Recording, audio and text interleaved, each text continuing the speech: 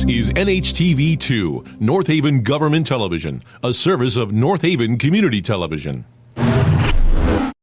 The following program is brought to you through the support of the town of North Haven. I know you were getting crashed in front of us. I'd like to call to order the Tuesday, February 26, 2019 North Haven Fire Commission meeting. I'll ask for the approval of the minutes from the special meeting held on January 29th, 2019. So move. Do I hear a second? Second. Any question on the motion? All in favor? Aye. Opposed? So moved.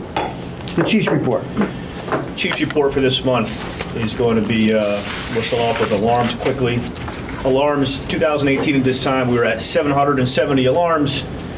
To date this year, we're at 697, which is a negative of 73 alarms. There's no distinction as to why that is. It may just be that last year we were getting a lot of snow and a lot of calls related to that.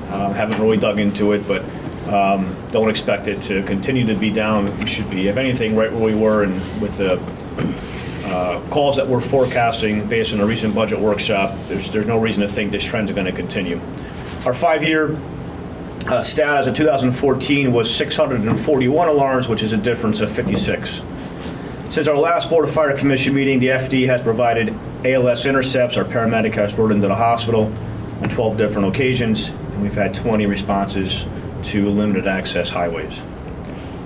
67% of our calls were EMS related. And since our last meeting, there have been 5 incidents in which the fire department experienced a delay in response to a medical incident or motor vehicle accident, and 6 medical incidents or motor vehicle accidents in which the FD had no apparatus to send, meaning an ambulance responded solo. Approximately 352 incidents since our last meeting, 91 of which were overlapping, which accounts for 25%. That's what I have for alarms. Regarding our current budget, this time last year we were at 74%. This year we're at 73.8%, so we're on par there. And since our last Board of Fire Commission meeting, the department has pulled in $27,052 in permit fees, bringing this to a total of $363,868 this fiscal year. Regarding our fire marshal's report, 40 inspections since our last meeting, 7 re-inspections for, I have here a total of 51, but that's right, it should be 47. Code violations of 14 with 11 corrected code violations. We have not issued any search warrants or arrest warrants in the last month. We have issued 1 abatement order, and we reviewed 66 plan reviews or permits. Regarding what's some of the hot topics right now with the fire marshal's office, we've got an apartment complex in which we found a number of improperly installed hot water heaters and boilers, which may have led to dozens and dozens of people getting sick from carbon monoxide, or of course a fire hazard. So we're working aggressively to pursue that with the building department and the property owners, and they're under orders to do so. We follow up on that nearly daily. We have another apartment complex in which there was a complaint made from residents regarding some issues that we're addressing. In addition, we have the ongoing annual inspections and so forth. And that's all I have for chief's report at this point. I'm sorry, training. Training, I have search and rescue has taken place over the last month, communications, and we've taken advantage of couple of weeks anyways, the cold weather with the ice, and I've done some ice and cold water rescue training. And I have a couple of things for executive session for sick and injury. Very good. Any questions of the chief regarding his report? Hearing none, I'll accept a motion to accept. So moved. Do I hear a second? Second. All in favor? Aye. Opposed? So moved. Correspondence. I have 2 correspondence that have come in other than the routine day-to-day correspondence. They're both thank you notes from residents in town for responses, primarily for medical incidents. I'm sorry, one is a medical incident and one is from the Della Valley family for the passing of Fred Della Valley and our support during that process. And the second is a handwritten note regarding our response for a medical incident. And that's all I have for significant written correspondence. Any commissioners receive any verbal or written communications? No. I have received a number of communications regarding the chief's comments to purchase the bulletproof vests and the protective helmets. And there was concern as to what the purpose of that equipment was going to be used for. I tried to explain it as best I could, and I assured the persons that were concerned about it that we would discuss it this evening to make sure that there was clarity to that subject. So, Chief, is that something that you would like to Yeah, answer? I'll start anyways. I mean, it does seem like it's something that caught the media's attention. I don't know what the reasons were for it. We are not the only fire department in the area to be either in possession of it or pursuing it. I don't want to name the department just because I do think it's probably sensitive information, but we're not alone. I've asked Deputy Chief Martis to look into it extensively as well and to be pricing it out, and I know he has some more he can comment on regarding it.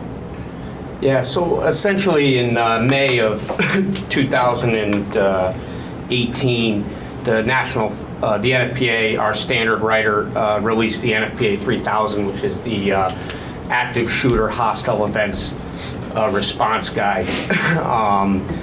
That pretty much rewrote the way that fire and EMS services would respond in the case of a shooting incident or another hostile incident that we hear so often on the news.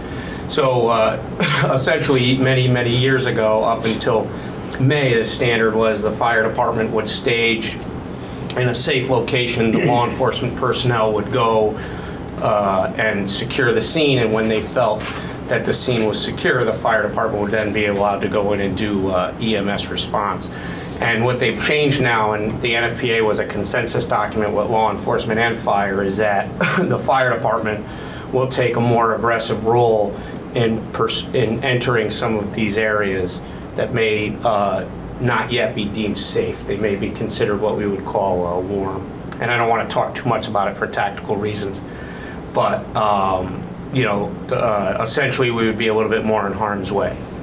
If you're in harm's way for a hostile incident, then you have to anticipate, just like as a firefighter wearing turnout gear and protective clothing to go into a structure fire, you're going to have to wear protective clothing to protect you from the incident, from the danger that you would face. And in this case, it would be shrapnel or gunfire. And that's what we're preparing for.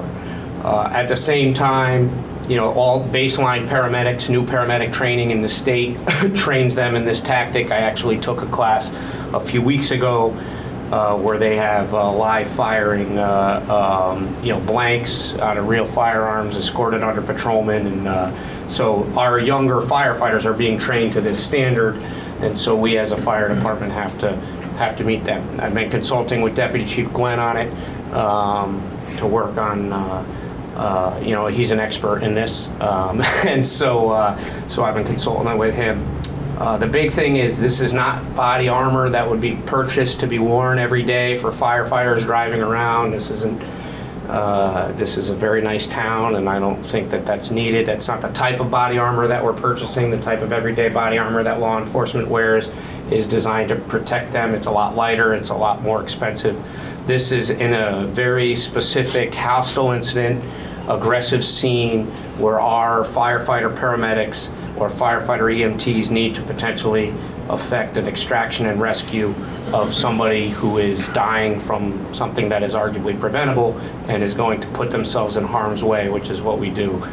This will give them protection to do so. We are not, as the chief alluded to, we are not the first department immediately surrounding us to have purchased this in our region. One of the committees that I've been on lately is with Yale New Haven Hospital to determine how we would regulate the flow of patients regarding this type of incident. So this is a lot larger than just the body armor. This is governing all the response and mutual aid compacts, and it's a very dimensional thing. Body armor is one aspect of arguably a unified and regionalized plan on how we would meet these incidents. These incidents do not happen in the cities of the United States. They happen in the suburbs. Parkland, 35,000 people population. Columbine, 28,000 people population. North Haven, 23,888 people population. So we have to prepare for this, and that's what this is one aspect of, Commissioner. think this comes down to, it's not necessarily saying that there's more incidents that are violent, it's that the level of expectation for firefighters has changed. It comes down to, we're no longer being asked to go in once everything's over and the scene's completely secure. It's we're being asked to go in now while the scene is actively still occurring in an area where the intruder or the assailant likely isn't going to be, but there could be wounded, and we're asked to go in there and start treating immediately. Everything that comes out of these incidents show that you've got to start wound care right away for bleeding management. Well, I certainly appreciate the explanation, and hopefully for the residents who are viewing this meeting, they're more comfortable with that explanation. I certainly am.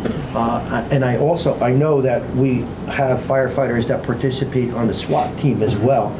Is it expected that they'll wear that type of Those members protection? already are. They are? Yeah. Okay. Yeah. And they're outfitted to the spec by the SWAT team, so these will be a little bit different. Because the problem with, the issue with what we found, and this has all been studies, and you can go through all these major incidents, they're all studied and data is populated from them. And what they basically find out is that if you're relying solely on your specialized tactical teams and their paramedics, people with a bad artery, which is why we teach people stop the bleed training for free every May at fire at this station. Feel free. I'll post the dates hopefully next month. Is you can die from a major artery bleed in less than 6 seconds or 6 minutes.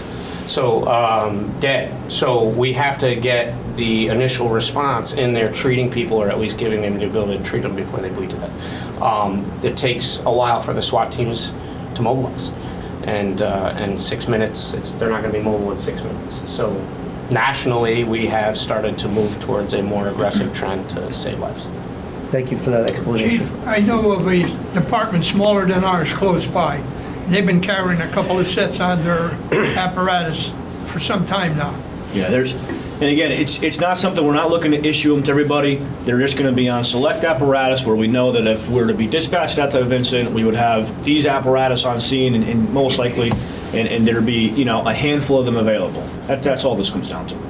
Again, thank you for the explanation, and again, hopefully the residents in town that had concern about this issue are more comfortable with that explanation. Discussion of unfinished business for the fire department. So I got several things on the agenda. I was just looking to update the commission and those watching. The PSAR has been applied for. That's been a hot topic now for a couple of years, and we've been saying we're going to apply. As of the first week in January, we did apply. It's a very, very long process to make that application to the point where we feel confident in submitting it. It was unanimously approved by the South Central Connecticut EMS Regional Council on February 20th, and that is an important first step in our regional partners in Region 2 of Connecticut, viewing our application, viewing the reasons why we want it, viewing the terms in which we feel that we should be entitled to it, and them all supporting it. So that'll be a big factor in the state's decision. Next steps that we anticipate are our hearing dates to start, and they may go on for several months, and then a series of appeals. I mean, this I probably won't have an update again. My update will be that we're still in the hearings. They can be publicly attended, but they're not something that we're going to be announcing a lot. So that's where we are out with the PSAR. Replacement damaged equipment from the Parker Hannafin fire. My office is actively working with the town insurance carrier and an investigator who's been assigned to it, providing all the paperwork and pictures and meeting with that office. And we hope to have some closure to that soon in terms of that claim. The AFG application, as we've talked about before, there's 2 grants that are pending. One is for apparatus, an engine, and one is for PPE. The engine that we have submitted is just for the engine only, not for the equipment. And it is unknown at this time on when the government intends on awarding these grants. The last I knew from these individuals that oversee these grant programs were behind because of the government shutdown. So I can tell you that last year, the awards started on July 13th, 2018, was the first award, and they are awarded every Friday. A series of departments, whether it be 10 or 20 departments, award every Friday, and the last award was issued on September 21st. So I wouldn't expect that time frame to change all that much, especially considering the shutdown. Now, maybe it does, but anyways, it's going to be a series of months before we know if we receive the grant, unless we're one of the first departments in the country to hear within the first couple of weeks. Regarding the training facility, behind us, just an update for the commission on that. GM2 Associates has been contracted to design and provide architectural engineering plans and drawings for the tower and the site plan and so forth. It's going to be in the back. Debris cleanup is going to start through a private contractor shortly. This area of town is exactly where the tornado went through last year, and we have some trees back here that are in danger of falling and further presenting an issue for us. One tree did take down the pavilion, completely wiped it out, and that's being replaced as well through an insurance claim because of the tornado. And we're tying that into our FEMA reimbursement as well, if we're so available for that. And that's what I have for unfinished business. Okay. Discussion of new business for the fire department.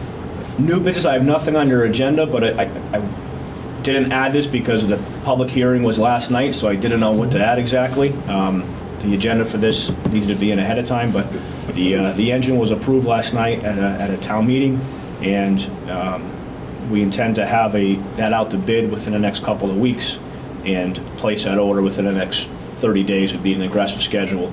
The engine will be spec'd specifically to North Haven and North Haven's needs and the department's needs, and I'm doing this the same way that I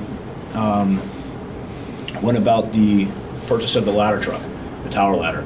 I have a series of members that have been assigned to a committee that are overseeing the specs and the design and meeting with the vendors and the sales reps and so forth, and they're going to design a great engine because they designed a great ladder truck. And I applaud those members for taking their own time and taking an interest in doing this, and they've already been meeting for several months in anticipation of this, and they've got a lot more work ahead of them, but I'm confident we're going to have a great product at the end. And that's all I have for new business. Very good. Any comments regarding new business? Comments regarding the new pumper that was approved last night? Well, I think the chief said it all. The men are going to put it together with the chief's help, and they're going to pick out exactly what we need for this town, not just a plain vanilla envelope that we have to add to down the road all the time. Now, that was a great idea, Chief. Good job. Very good. Discussion of the good of the fire department. Go to the department again. I had nothing listed. The only thing I'd just like to discuss quickly, because it does impact the department, is I just found out today that there's a public hearing scheduled for a House bill that is going to hopefully increase the amount in the abatement that we can provide to volunteers. It's something that we recognize in this town as a need. We've got to start to do something to incentivize our volunteers more than we are. Unfortunately, state statute regulations and so forth limit the abatement at $1,000 that we can provide to the volunteers, and that's something that even if North Haven chose to do more, we can't. So there's some legislation that's being proposed that some of our volunteers are actively behind, and will be testifying in which we hope to increase that. And there's some variations on what it may look like in the end, but the intent here is to do a better job of thanking our volunteers for their time they put into the department. I'm pleased to hear that, and hopefully that'll help with the recruiting of additional volunteers moving forward, if in fact that public hearing is going to address new volunteers rather than just existing Yeah, and it will. volunteers. It'll be inclusive of all volunteers, and you know we'll see. You know, there's only so much that we can do. We're asking a lot of them, no matter how much we give. Once again, this commission is certainly appreciative of the effort of the volunteers, and even though our ranks are dwindling, we're all aging, but the truth of the matter is it's absolutely an important group of folks that assist our full-time firefighters, and we're certainly very appreciative of them. And hopefully the state recognizes that and approves some kind of an addition for additional tax abatement for the volunteers. I'll accept a motion to move into executive session at this point. So moved. Do I hear a second? Second. Any question on the motion? All in favor? Aye. Opposed? So moved.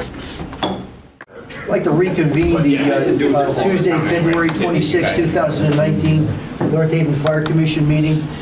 We have one motion to be made. Mary Jane? I make a motion to accept Manuel Silva as probationary member of Monowese Company 2 pending the national background check effective immediately. Do I hear a second to the motion? So moved. Any question on the motion? All in favor? Aye. Opposed? So moved. Public comments? Yes. Yes. Good evening, Mr. Chairman. Sally Blamey, 5 Blossom Drive. I just had a few comments and questions. Regarding the fire engine that we approved at the town meeting last night, I was there. I supported the purchase, as you know, you were there. Thank you.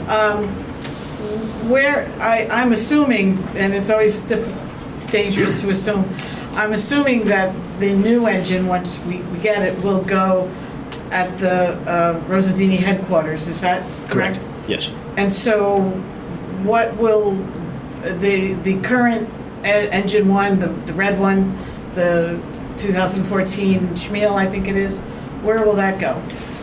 To one of the 3 volunteer stations. We haven't identified which yet. It has some different equipment and some different, abilities than anything else in town. So we got to figure out where it's best suited to go. But it will go to a volunteer station. And I know that had some mechanical issues, some serious.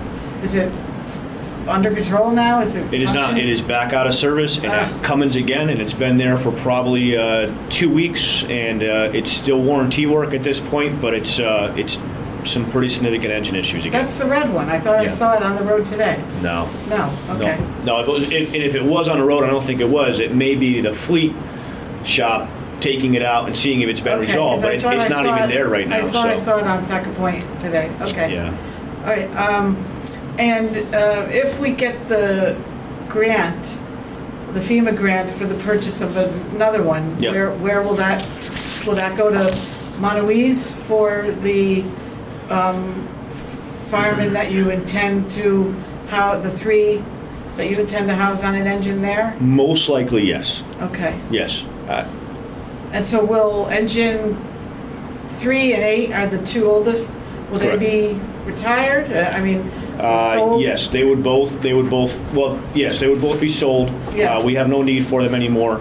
And then, the money would go back to the general fund or Yeah, whatever. we sell the Yep. retired police cars. Correct. So- We have one engine, the engine 5, that and that's was, retired. that's yeah. retired, but we still have it in the fleet. We're using that for training only. Mm-hmm. It's not certified to be used as a fire engine anymore, but when you're pulling hose off and pulling equipment off and so forth, it's really good to have a dedicated engine just for that purpose. It's going to stay right in this yard and go nowhere else. And it's great to pull out hose and so forth off of that, so that if you get an incident while you're in the middle of training, you're not trying to put things back together real fast. It can stay here. So it has training function Correct. capacity. These other 2 will be sold. Yeah. Right. Now, if you don't get the grant, what engine will the career firefighters housed at Monowese be using? They'll be using The engine. that- They'll be using engine 2, which is one of the engines there now. That's there now, okay. And I wanted to ask, you had mentioned during the unfinished business, the alarm 184176, the replacement of that equipment. You had mentioned that you're working with the town insurance company.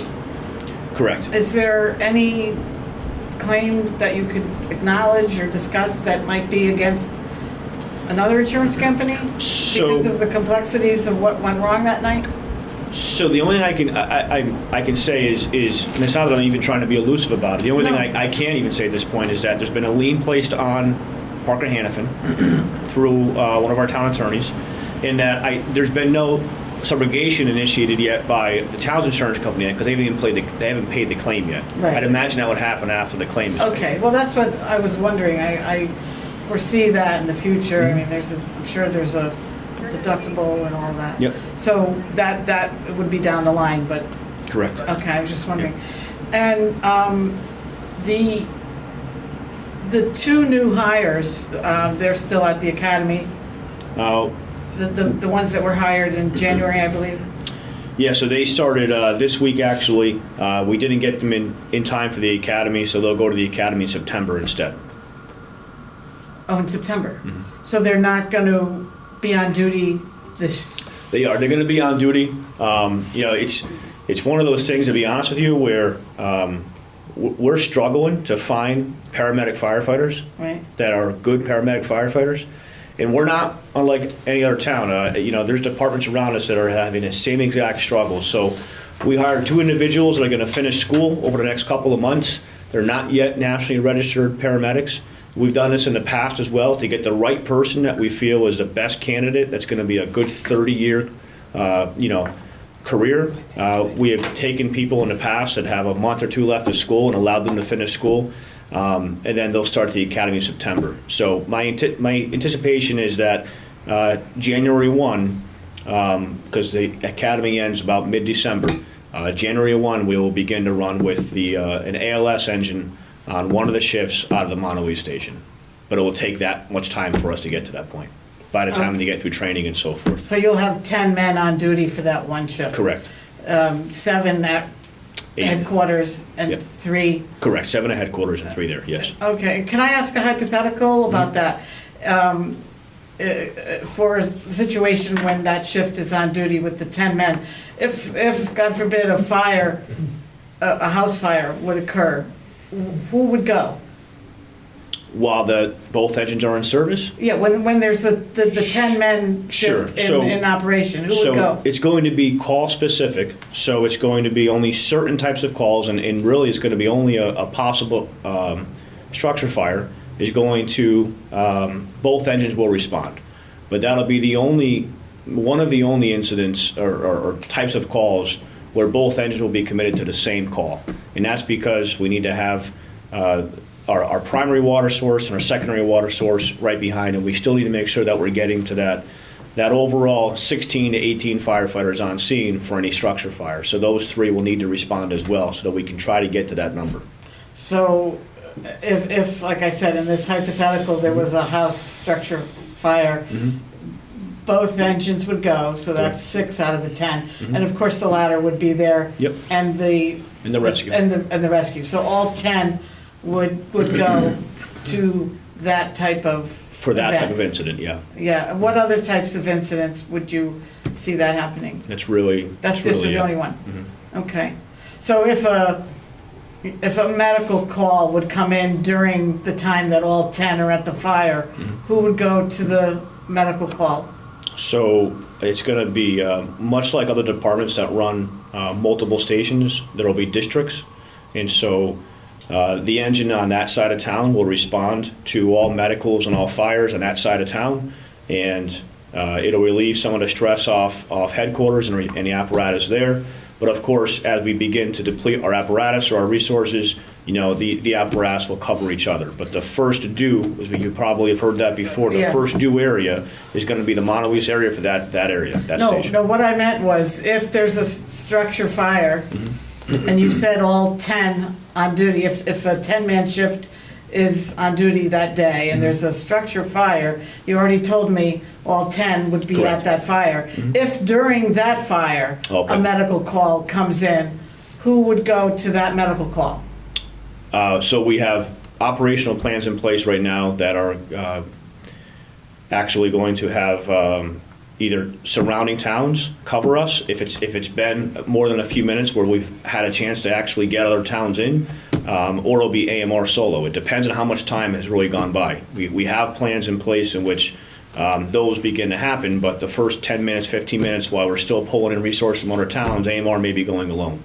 Right, so certainly it would be infeasible, I would think, for any of the 10 personnel to leave that scene. If it's that type of a fire, Totally. right? So, no, the only reason why I ask is, you might recall, we met last year, Mr. Chairman, you and Chief and I met, and during the last budget cycle, when, you had initially made the presentation for 8 new firefighters, and you told me that at that time, at that meeting, that unfortunate incident in August of 17 was really the catalyst for all of this. When there was a fire, I believe on Maple Avenue, and all hands on deck were at that fire, and so when that medical call came in, there was no one from the fire department to go. So the allocation, the way you're allocating the 10 men, whether it's gonna be on one shift or eventually on every shift, would not address that situation. Sure, so what that scene was that was the catalyst for public awareness and public attention. There seemed to be a lot of people that were, and rightfully so, that Yeah. were concerned because we missed calls. Right. And where that correlation comes into play for the everyday is that, as you've heard me say, monthly we miss calls. Right. So while that particular scene was secondary to that fire occurring, on a weekly basis we miss calls. And so that's where I believe that the public attention began of, well, all right, you missed a call because of that particular fire, but that's it, right? You don't only miss calls, and that's when the explanations had to begin of, well, no, we do miss calls, even when there's not just a Right. fire going on. When you have multiple medical going calls, on, right. No, I understand that, but the 10 men on shift still would not address that specific It would not. issue. Nope. Okay, and, I had another question about something else you said, and I can't remember it right now, but, so I'll, Okay. you know how things come in your mind and leave your mind. So thank you for answering my Thank you. questions. You're welcome. Thank you for your comments. Any other Okay. public comments? Yes. Brian Marino, Grove Road, Union President. I just want to offer a thanks to this commission, the Board of Selectmen, the Chief's Office, and the outstanding number of residents that came out last night to vote on that resolution. I don't think I've ever seen that many people on the second floor of Town Hall, and it just goes to show you the unwavering support that we do have from this community all the time, and it was very nice to see, and we look forward to building a great engine for this town, and hopefully you'll see it in the next 8 to 12 months. Thank you for your comments. I was Did you- concerned did that you- I was concerned that it was a fire code because there were so many people there last night. That is a problem sometimes, so. But I figured with all the firemen that were there, Yeah. we were safe, but. We were good. We were Because there, good. probably 3/4 of the people that were there were fire people. Yeah. But I says, but Mr. Marino is correct, there were quite a few people there. And It was very encouraging and certainly, we were deeply appreciative of the fact that the residents did in fact vote in favor of the allocation of those monies. And hopefully, we are successful with a grant. Then there's no assurances of that. And as I said last night, a bird in the hand is worth two in the bush. I'm hopeful that we could get another pumper on the federal government's dime, if you will, which is our Right. taxpayers' money as well. But the truth of the matter is, there's no assurances of that. So, in the next 8 to 12 months, or whatever the period is to build that new engine, we'll absolutely be able to put it into service and be able to retire one of these antiquated pieces of equipment that our volunteers are currently using. And although they might be passing the DOT and all of the pumping requirements, there's a significant amount of mechanical and just comfort, safety issues that each of those antiquated vehicles have that the new vehicles certainly provide. So I'm looking forward to new apparatus for our volunteers and certainly for our paid staff. Yeah. Any other public comments? Did you Well, I think didn't about? want to interfere with No, he's Mr. all Marino. set. I just wanted to reiterate what I said last night, that we may, reasonable people could disagree on personnel hiring or allocation of personnel, but I certainly think that all reasonable people must agree that our fire department needs the appropriate equipment and apparatus to effectively and efficiently do their jobs. And so that's why I supported it.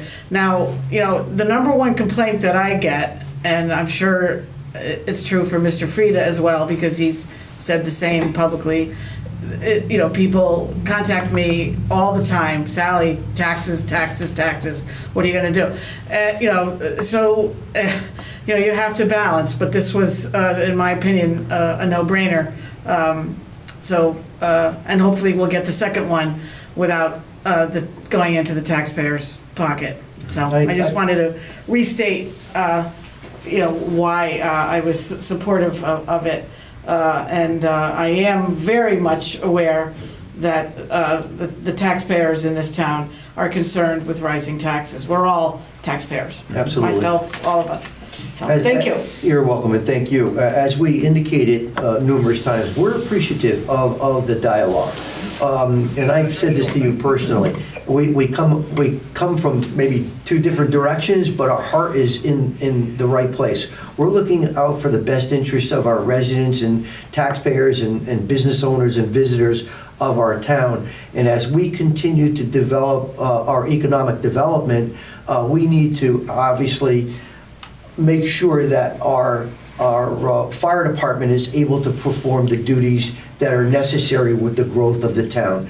And I think any prudent business plan would look to do that in advance. And too many years has this fire department been playing catch up. And I think with an innovative, creative chief that has made a very clear and articulate message to during his workshops to the Board of Finance as far as the needs based on the call volume. My expectation is that the residents are better informed today because of the research that you've done and other residents have done, and the comments that our fire commission has made, in particular the kind of education that our chief has provided during the workshops, which has been the best that this town has ever received as far as educational information regarding the inner workings and needs of the fire department.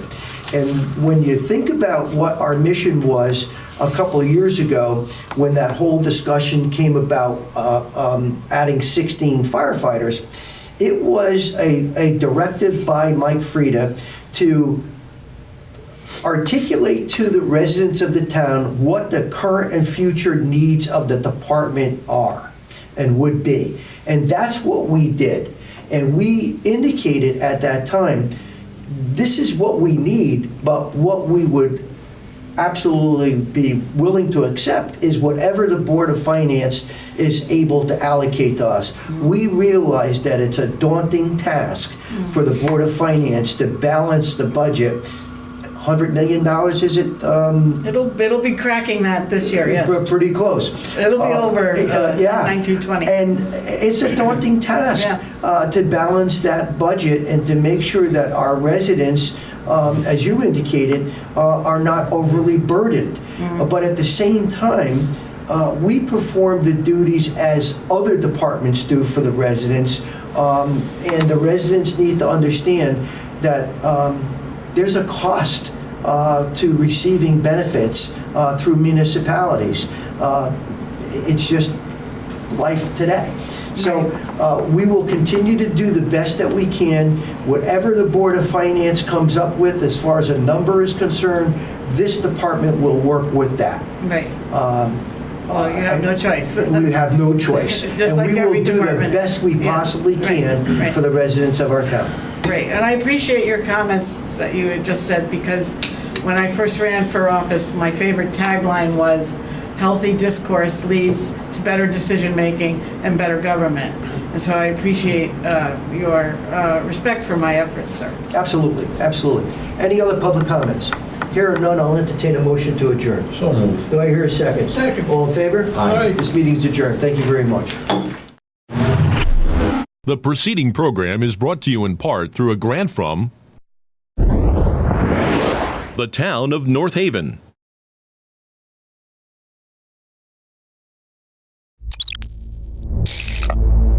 Watch town meetings or other videos on demand at nhtv.com.